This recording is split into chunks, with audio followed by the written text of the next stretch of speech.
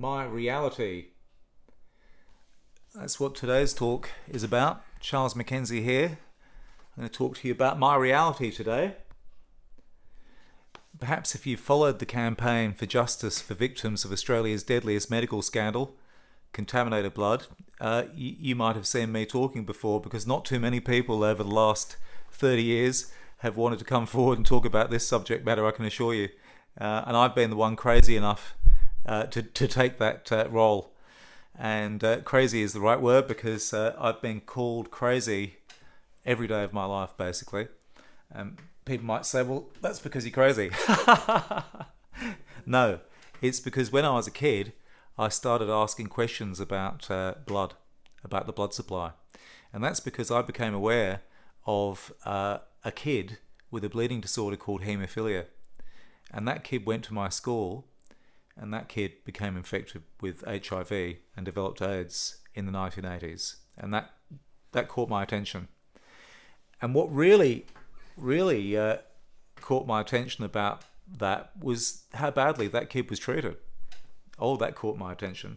I was a kid too. Now, this is my reality. Right here is my lifeline. I'm having some of my medicinal cannabis, which costs twice as much as it would if I went to an illegal street dealer, which, as I've said in my videos, I don't go to because I don't know anyone. And also, I'd just rather be a patient, actually. I've been a patient all my life, unfortunately. I had bone marrow failure as a kid. I'm having this today, right now as I speak, to stop myself from vomiting, because I've just spent the last 5 days in a cycle of vomiting, and actually being in bed of vomiting. And actually, I'm able to make this video today because I've had an achievement. And do you know what the achievement is? I'm sorry, I won't be too graphic in detail, but this is about my reality. Okay, the achievement was I was able to hold down a meal. It's a big achievement, okay? Because for 5 days I tried, and I wasn't able to achieve that. And that's despite anti-nausea drugs, the whole thing. I didn't have much of this though, okay? That was the other problem, right? Perhaps that would have been more effective, because it's very good for anti-nausea. I can only take one kind. It's like an indica kind. But I've also got this neurological problem, as I've explained in my videos. And talking of my reality, what's happened is I've explained that I've been fighting, not only fighting to expose contaminated blood, Australia's deadliest medical scandal, since a kid, since I first knew of a boy that went to my school who acquired HIV/AIDS, and I recognised that he was mistreated. And did you know that I became a contaminated blood victim after that? I then had bone marrow failure after that, after I was aware that this kid was being mistreated and that he'd gone to my school, and that something was up. I knew that in my gut, if a government mistreats a kid like that, why would they do that? It's a tragic case. Why wouldn't they just help him? That would be the simpler, better thing to do, right? But they didn't do that. So I had this instinct that something was wrong. So that when I had my bone marrow failure that required blood, everyone told me I was crazy. But I told them. And I knew. And yes, I was one of the first people to be tested positive. Okay. For what? So for hepatitis C in 1990. And I was told my hospital wouldn't test me because they said I was crazy. So I had to go for even saying that I could be at risk of this virus, they said it's crazy. And so I went and got tested privately on my own, and it turned out I wasn't crazy. And then I went back to the hospital with my results to say, hey man, I'm a bit crazy, angry about the fact that, you've given me this deadly virus. They turned around, they said, oh yeah, if we were betting people, we would have said you'd have got it. And I'm there going, they just sent me to see a psychiatrist because I was saying that I think I've got this hepatitis C from blood because I've been reading like heaps of medical stuff on it. And I then have to go out and and then the psychiatrist says, you're not crazy. Okay? I've got that evidence. This is all with my lawyers. And so I say, thank you for that. Not that, okay, great. I didn't think I was. I just wanted to ask about whether I caught hep C. So I went and got tested privately. And so then I go back to the hospital, the same people that said, you're crazy. And they're turning around and saying, oh, no, no. Yeah, we would have said so. Yeah. Wow. And here we are 30 years later. I'm still pulling back the onion, so to speak, exposing this terrible scandal. And I have to have this stuff, basically, because, but you know, it's very difficult to come by. So I sort of have to live a rationed scenario. And so what's happened is I ran low and my neurological symptoms have increased, and I've spent the last 5 days vomiting. And yeah, terrible. And today we were hoping, because I've had terrible migraines, like off the charts pain in my head, my doctor was hoping that I'd be able to get an MRI done. This is my reality, right? So it's important to have an MRI done on my brain. Okay, so I've been vomiting, I've got a major migraine. Well, today I've been knocked back from having that MRI. Yeah, I'll have to pay for it myself, okay? Yeah, I mean, it's just outrageous. The only difference, I mean, the contaminated blood scandal was global. It happened in Canada. That's a Commonwealth country. If they've had a response, they've helped their victims. I wouldn't have to pay for the MRI on my brain.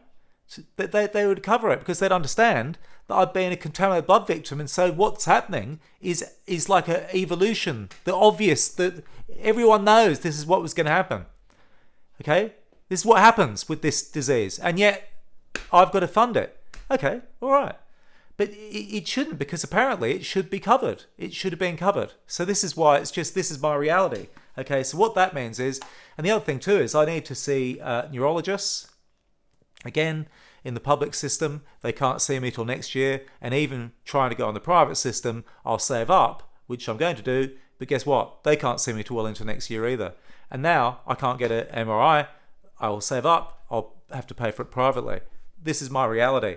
I also have to pay for my medicinal cannabis, which I'm running out of, but I am entitled to a discount on the pharmaceutical drugs, the pain relievers, and I actually stayed off those for decades. And one of the reasons for that was because I knew I was going to be in pain if I lived. If I survived, I'm always going to be in pain. So I wanted to just get on with it and not rely on pharmaceutical drugs. Why is that? Well, because I had the virus hepatitis C. So I wanted to try and keep the inevitable cancer, because hepatitis C in our group has left so many people with cancer and so many people with profound liver damage, fibrosis, liver cirrhosis. Okay? And so what a lot of people who have something like hep C or are contaminated blood victims, they choose to stop drinking. And they choose to do things like, perhaps change their diet or become very focused on health, right? And they do that to try and protect their livers, because they know it's under major attack from a thing like hep C, or perhaps there are other members in the group who've also got HIV, okay? So that's we have that to deal with as well, okay? So I have been very focused on, I'd love to have had pharmaceutical pain relieves, lots of them, earlier on in my life. I perhaps would have done more. Yeah, I perhaps would have been a better person to be around, perhaps. Not that I was perhaps a bad person, but perhaps I just wasn't very active, because I didn't feel very active, so I was boring in that way. But I've tried not to take them so that I could protect my liver. And with medicinal cannabis, what's happened is that's actually served the role of sort of switching off the worst parts of the diseases and the conditions, without also damaging my liver. And in fact, I actually had a check on my liver last year, and it's got no cancer, and guess what? No cirrhosis, which is incredible. It's incredible. I've still got hep C. I haven't had the treatments yet.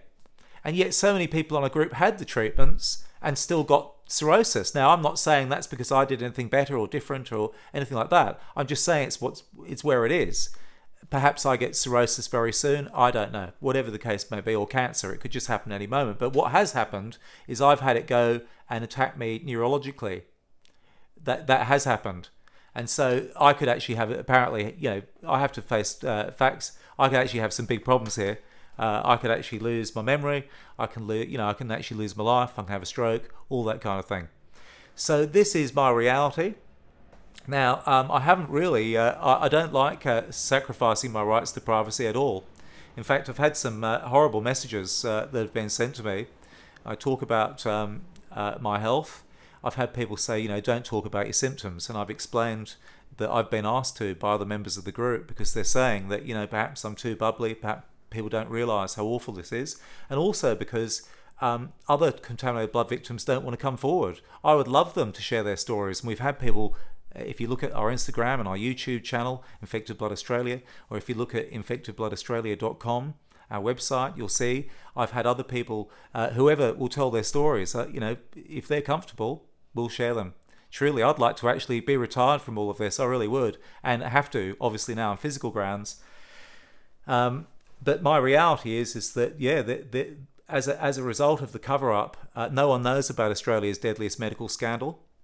The ABC won't investigate, and that's obviously because they're part of it. They're part of the cover-up, has to be said. It really does have to be said now. And in fact, talking about my reality, going forward, I'm going to be saying some things that I never said before. I've been the president of Infected Blood Australia, so I've had to be careful in some ways. But now I'm going to be more forthright about my take on all of this. Because as I say, I could be in the last phase of my life. I'm certainly in the last phase of my able-bodied life. And I'm sure, I'm going to be sure to say a few home truths. No doubt about that. I'll tell you what, if you've watched me before on those videos, you might have thought I'm a broken record player just talking about contaminated blood. I'm sorry about that. I have to be. So I'm trying desperately to get a Royal Commission of Inquiry into this, what is Australia's deadliest medical scandal. I mean, how did so many thousands of women get infected with hepatitis C from giving birth and receiving blood during childbirth? Why did so many parents lose young children, to contaminated blood?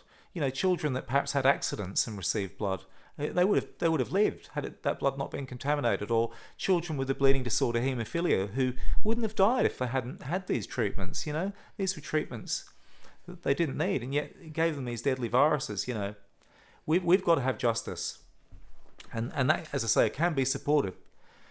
You can help us get that justice by clicking on the link in our bio and, supporting that inquiry. But, if you've watched me in the videos over the couple of period that we've been on doing these videos, you perhaps would note I've been a bit of a broken record. Well, for your interest going forward, it's going to be a bit different. If I am in trouble physically, then, I may as well go out telling it like it is, and always have, but I'll be broader this time. We've got a criminal cover-up going on.